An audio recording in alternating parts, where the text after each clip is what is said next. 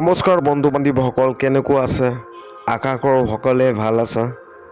আৰু বিশেষকৈ মেট্ৰিক আৰু হাই ছেকেণ্ডেৰী আৰু 3 গ্ৰেড আৰু 4 গ্ৰেড পৰীক্ষাক লৈ বহুত সমালোচনা চলি আছে ছ'চিয়েল মিডিয়াত। আৰু সেইটো বিষয় লৈ মই এতিয়া আলোচনা কৰিম। ভিডিঅ'টো প্ৰথমৰ পৰা শেষলৈ চাব, তেনেহ'লে বুজি পাব।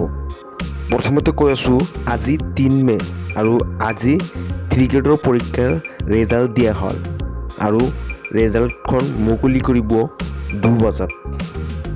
আৰু এই পৰীক্ষাৰ ৰেজাল্টখন আপুনি চাব পাৰিব www.assam.gov.in ত আপুনি চাব পাৰিব।